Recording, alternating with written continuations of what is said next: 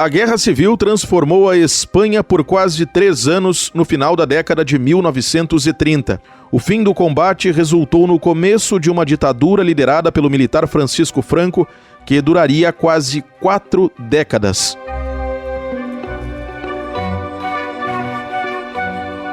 Eu sou o jornalista Diego Brião e o Estação História é uma produção RWCast, que é a central de podcasts do Grupo Rádio Web. Te convido para, a partir de agora, relembrarmos o que foi a Guerra Civil Espanhola. A Guerra Civil teve início em uma Espanha que vivia instabilidades em meio ao período da chamada Segunda República. Havia polarização política e problemas econômicos, além de debates sobre reformas profundas no país europeu. A vitória da Frente Popular, coligação de esquerda, nas eleições de 1936, também contribuiu para aprofundar as divisões na sociedade espanhola. Havia, também, todo um contexto na Europa que acabava impactando na realidade do país. Em 17 de julho de 1936, a tentativa de golpe de Estado dos militares teve início com a ocupação de espaços do governo, marcando o começo do conflito.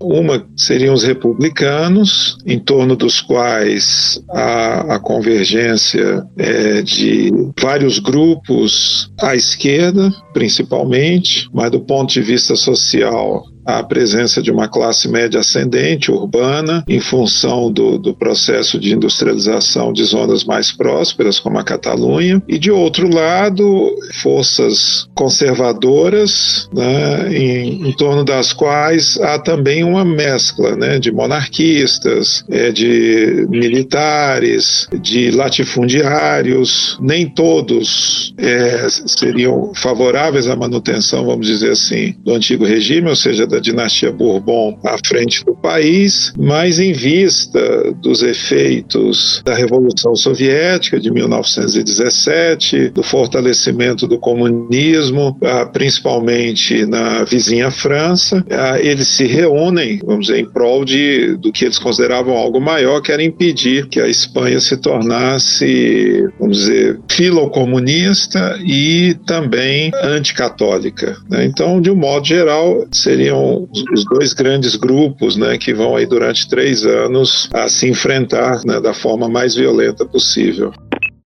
Virgílio Arraes, professor de História Contemporânea da Universidade de Brasília, UNB, concedeu entrevista ao Estação História.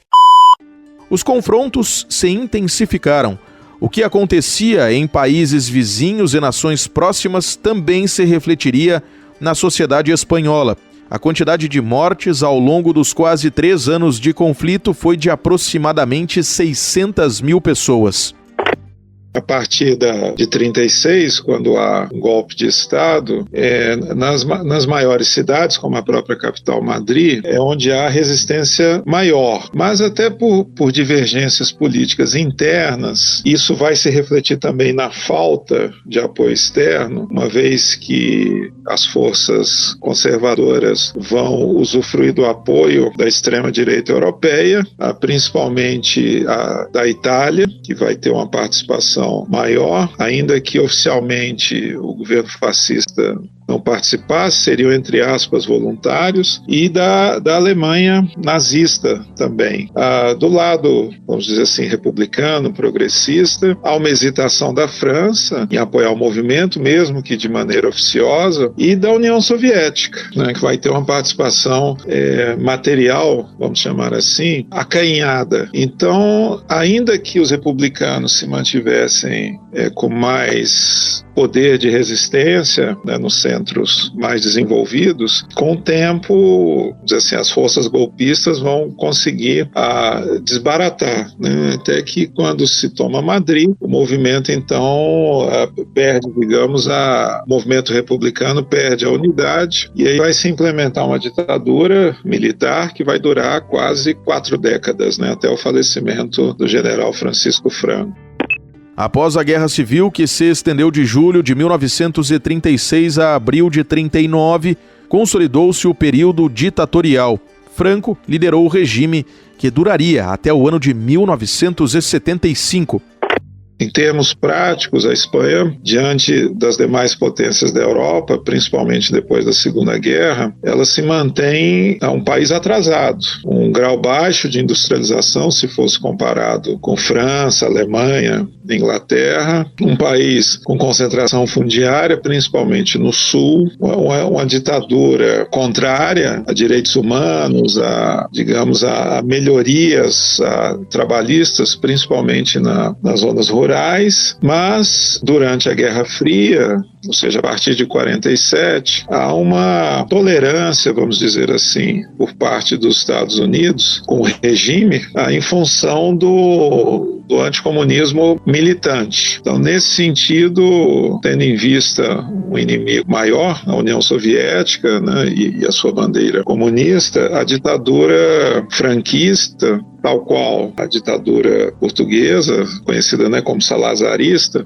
vão conseguir perdurar. Não obstante o baixo grau de desenvolvimento socioeconômico propiciado às suas populações, né? Mas, meados da década de 70, os dois regimes não conseguem se sustentar. Portugal, pela perda, né, do seu império colonial, o mais antigo da Europa, e a Espanha, em função já da decadência progressiva, né, do regime de se manter, de conseguir o apoio da população, da classe média e de outros segmentos, né, ao longo do país.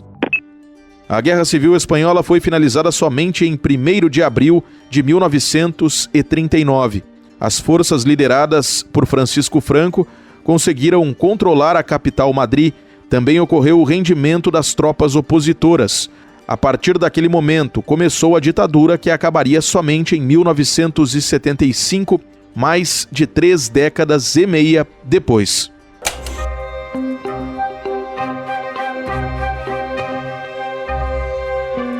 Este foi o Estação História de número 270, origens das informações utilizadas ao longo desta edição. Governo da Espanha, Organização das Nações Unidas, ONU, e a entrevista concedida pelo professor Virgílio Arraes, da UNB. Grupo Rádio Web, produção e apresentação Diego Brião, edição Mário Melo, coordenação da RWCast Rafaela Martinez, gerência de conteúdo Mariana de Freitas e direção de jornalismo Daniela Madeira.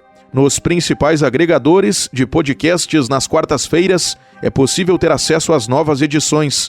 Até a próxima recordação.